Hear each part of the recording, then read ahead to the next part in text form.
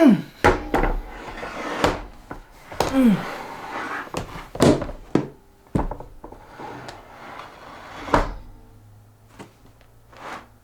this is what everyone has been going crazy about. This is the ZMA tube amplifier from Decware. And I bought it to test it out. It came in a Pelican case. I didn't expect that. It came in an actual full-sized Pelican case. I mean, you see there? Actual Pelican case. And there's my name. Well, backwards.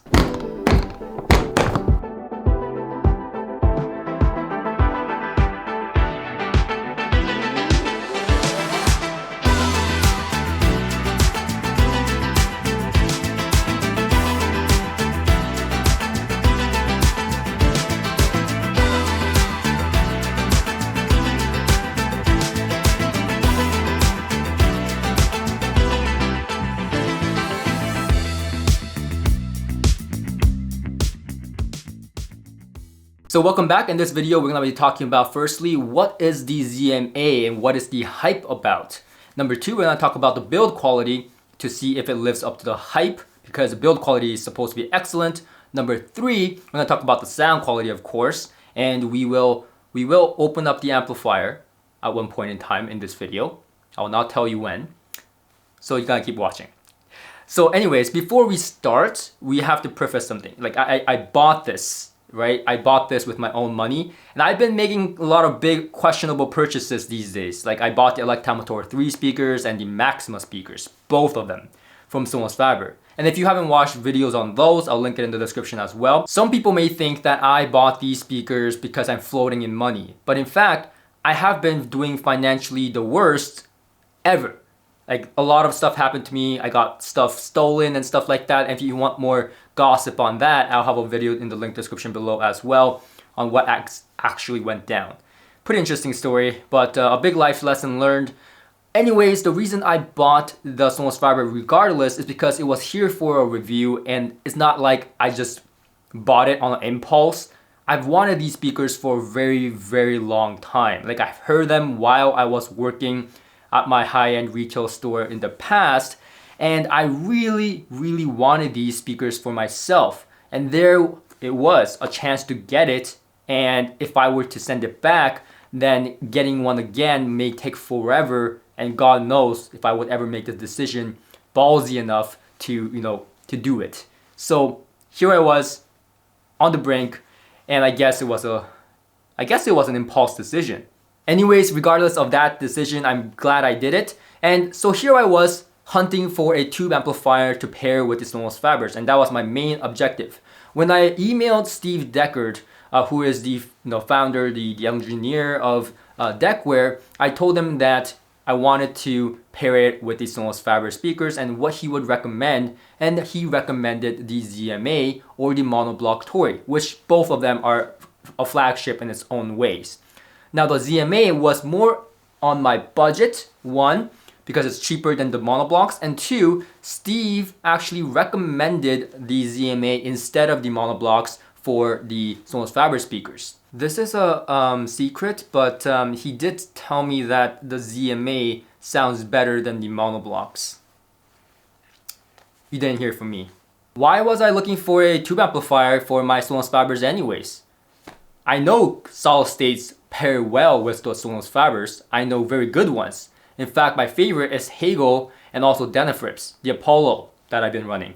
Amazing match, great dynamics, just bliss. But I was chasing for a little bit of that tube characteristic, the 3D holographicness, and the mid-range of a tube amplifier that would sound really good with the Sonus Fabers. So I imagined this sound, right? And that's what I was going for. Now I was searching on the internet and then I found the ZMA. And here I was, By the way, it's a long wait, this amplifier. When it's good and when it's handmade, one by one, it's a long wait. I believe the wait list is like over 100 or something like that of people waiting. And it's gonna be a long time before you get yours if you place an order today. Anyways, point aside, I would say the wait is worth it because this one is just amazing. Like it's amazing. And well before I even decided to buy the Sonus Faber, I decided to order the ZMA because I thought that I would buy the Sonus Faber. So this was, like I said, it was an impulse, but it was a planned impulse decision. So all this came together, and you can finally imagine after months of waiting on both buying the Sonus Faber and the ZMA, now I have it everything together and I'm listening and I'm just like stoked. I'm just stoked. But the mono blocks offer more power, obviously. This one only outputs 40 watts. I say only 40 watts, but at no point in time did I check the power rating. Actually, the only time I did was to make this video and tell you guys it's 40 watts. At no point did I feel like it was 40 watts. It felt more like 100 plus watts because I never felt like I was running out of power or dynamics or, or any of that. Just a lot of juice. And you can choose 4 ohms, 8 ohms, or 16 ohms. They have a lot of information on their website if you want to learn more about the power ratings, the stuff available, because this is all customizable. Like for example, I have a volume pot here that is brass. You can change that to like wood or something else. It's really, really cool. Same thing with the outer layer. I have the dark walnut because I'm a classic guy. But you can change it to like cherry, all these different types of wood. And honestly, the look is just fabulous. It's just incredible look on a tube amplifier. Very classy, has a little bit of that, old tube gear vibe to it, obviously. But like, I like that because that's what I want to look in a tube amplifier. Like I'm not so much of a fan of like modern tube amplifiers with like modern looks. This is more of my look. Like that's what I want to see in a tube amplifier.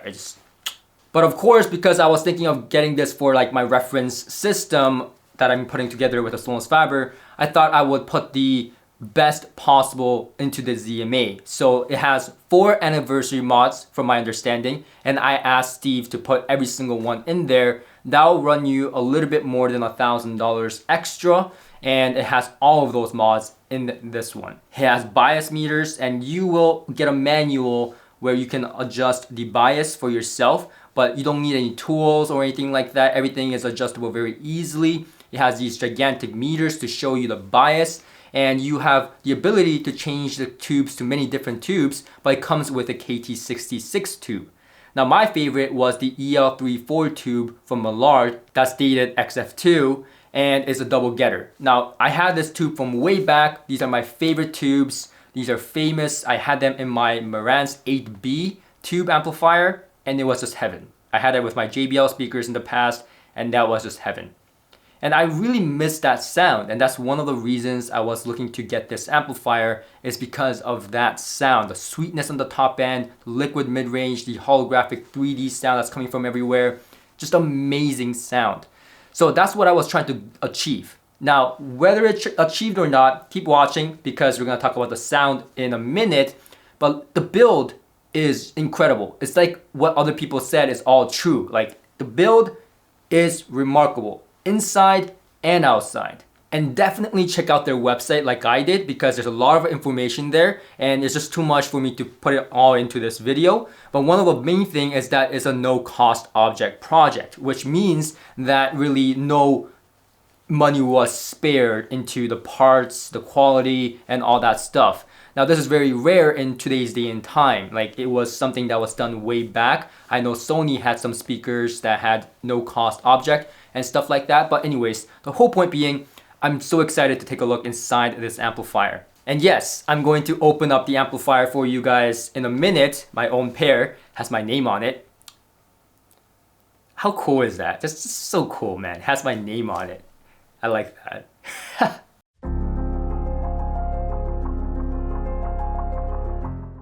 So a few screws and the wooden cover comes out, and all you're left inside is this beautiful, well, all that is left is the internal of the ZMA. And honestly, of course I read the website, but to see it in person, the first thing you see is the amazing components in here, mainly the beeswax copper foil capacitors. That's the white capacitors that you see here. And these capacitors are high audio grade capacitors To give you a reference, they're a step above the Clarity audio capacitors in my opinion that I always talk about, that you see on the Dodge 7 DAC, the Tube DAC, the Dodge 8 preamplifier, and so on, that I always raved about. This is a step above that. I mean, obviously the price reflects that, but at the same time, even when you go into the high-end stuff, you really don't get the quality of components that you get here as much. Of course, there's companies out there that use higher quality components, obviously, like, Decware. But at this price, it's kind of rare. It's pretty rare. This is exciting because you are getting a really good bang for your buck. With these capacitors, I have to say that they usually give you a very smooth sounding, sweet sounding, high frequency and mid-tone. And of course that's subjective, but also it's just my collective experience of hearing gear with these type of capacitors. In fact, I've heard quite a lot because a lot of tube enthusiasts and DIY enthusiasts change their capacitors to this type of copper foil capacitors, beeswax and so on, quite often. And you can see it, people changing it all the time and selling it as an upgrade. And so I've had my chances to hear the upgrade and before and after. And usually what it brings to the table is that smooth and sweet sound in the top frequency and also the mid-range. So all in all, it brings refinement to the table, and also, it's not bad to have quality components at this price point. I mean, there's a lot of audio products, especially tube amplifiers at this price point, that does not have these type of parts inside. This is something that, Decware promises, which is a no compromise design, no expense spared, and you know what? Yeah. Now talking about sound, the Decware was nothing I expected it to be. It was incredible, but it was not the sound that I was thinking that it was going to be. And that's kind of one of the downsides of buying without actually hearing these type of things, right? So just like you, I made basically a blind purchase based on educational guesses. And the outcome was that it was not really the sound I was looking for with my Sonus Fabers. With my Sonus Fabers, they were good. Don't get me wrong, they were good, but it was not the sound that I wanted with the Sonus Fabers in the grand scheme of things. And let me explain. So the Decware is fantastic in the mid-range and high frequency. It is one of the best you will get in that regard. Regardless of price point, regardless of anything, mid-range and high frequency on this unit is just fantastic. It has more of a vintage sound to it, meaning it doesn't have those sharp edges that some modern tube amplifiers seem to have these days. It doesn't try to be a solid-state amplifier, and I love that. It is a true tube amplifier like the ones that was designed and made well before our current time. Those are the ones that you want. And honestly, this is like a newer version, a revised, better version with better components, but I wouldn't call it totally vintage either. It has a very good balance between modern and vintage sound. And evidently, modern tube amplifiers may give you more bass output and a tighter bass. However, the overall texture and the bass quality on the Decware is superior in my opinion, and also you are never going to get that mid-range and high frequency that the Decware has on a modern tube amplifier. And if you ever miss that tube sound from the real tube era back in the day, you're never going to get that with modern tube amplifiers, even the Doge 10, as good as that unit is. However, the Decware, I'm happy to say, delivers truly just that. Beautiful liquid mid-range and sweet high frequency. At one point, I thought I would say that this is a good crossover between a modern tube amplifier and a vintage tube amplifier. But I just found that to be kind of incorrect in describing this sound, because I find this to be a vintage sound, just that it's extremely well done vintage sound. It's almost like if you took one of the best tube amplifiers ever made in those tube decades, the real tube decade, as people call it, and then decided to replace the parts with better components, better transformer, basically redesigning, revamping the entire thing, the entire circuitry to essentially make a monster. And that's what this is. In fact, I'll go for us to say that it reminded me a lot of the Marantz A to B. Let me take that back. Not only did it remind me of the Marantz 8B, but really is better than the Marantz 8B in many aspects. And for those of you that don't know what Marantz 8B is, it's a legendary amplifier that dates back to, I believe, 1960s, don't quote me on it. But it's collectible. It retails for, well, not retails, but it sells these days in the used market for like $10,000, $8,000 Canadian dollars. But it could be for more. In comparison to that, the Decware is money well spent. After hearing both, I would never buy the 8B over the Decware. The Decware is just far, far ahead. It's much cleaner, first of all. It's more holographic. The soundstage is more three-dimensional, and it expands deeper and wider. And the mid-range and high frequency is, again, cleaner, but tonally more balanced. It doesn't do any weird clunky things. It's smooth. I would say in terms of the smoothness level is around the same level as the Marantz 8B. It's just more quieter, more detailed, and more nuanced. So in terms of mid-range, the vocals, the guitar strings, the saxophones, everything that I played through the Decware to my Sonus Fabers sounded excellent. Now obviously they would sound better and sound different pairing it with a more sensitive speaker. If you want to point that out, yes, I understand that. However, my purchase was based on the pairing with the Sonus Faber. I did try with more sensitive speakers I had in the past, like Tecton, Klipsch, and so on, and they sounded great, but again, not what I was going for. So at the end of the day, what I didn't get from the ZMA is the bass region. Mid-range and high frequency, I have no complaints about. In fact, the bass, I really don't have a complaint. It's just that it's not a very good match with the Sonus Fabers in terms of the bass region.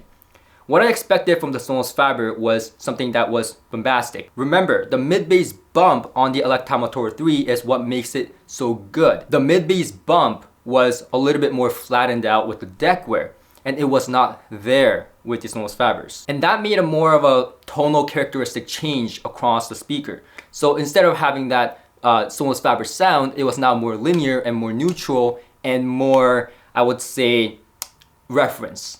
And if that's what you wanted, then perfect, but I wanted that Sonus Faber mid-bass energy to exist still and that tonal characteristic to be still alive with the mid-range and high frequency. Maybe I was asking for too much.